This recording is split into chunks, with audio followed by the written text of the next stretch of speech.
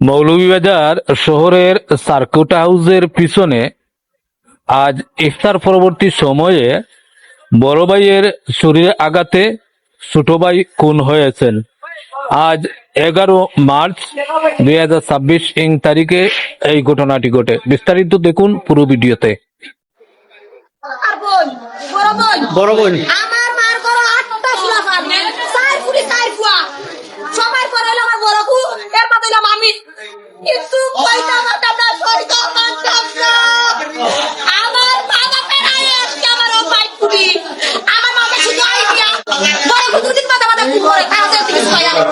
সাত অক্টোবর আমার সবই পরিচিত সারা তুষ আমি বলে আমার বাপ সন্তানের কোনো দোষ নাই সন্তান তুই হয় কিনা রক্ত কোনোদিন বেইমানি করে না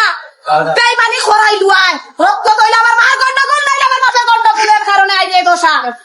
সবাই কাম চিন্তা করুন কে তো ফল খাটার দাও চাকু দিয়াই না বাইরে কোন করে লাইছে চাইলে বিচার করতে পারতো দুইটা বাড়ি মারতে পারতো বিচার তো আছে সমাজে বিচার নাই চাইলে বাইরে দুইটা চোর মার বা থাবা মারে এমন বলছে চোর মারবো বুঝছনি কিন্তু আমিও কথাটা প্রশাসনের গেছে এবং মৌলভীবাজারের এমপি নাসির রহমান সাহেবের গেছে কইতাম চাই এত সাবসেরা ফায় কই কিছুদিন আগে আমরা রাজনগর এইরকম চুরির আঘাতে বাইরে বাইরে মারি লাইলো, আজকে মৌলভীবাজার মারি লাইলো। এরা চুরির আঘাত দিয়ে মানুষের মারে, মানুষ মনে করে নানি প্রশাসনের গেছে এবং আইনজীবীর গেছে অনুরোধ এরারে দরিয়ারি ফাঁসির কাঠগড়া দাঁড় করানোর জন্য। এইরকম সাহস করিয়ারি বাইরে বাইরে মারিলে কোন দুর্নীতি আমরা বাস করি।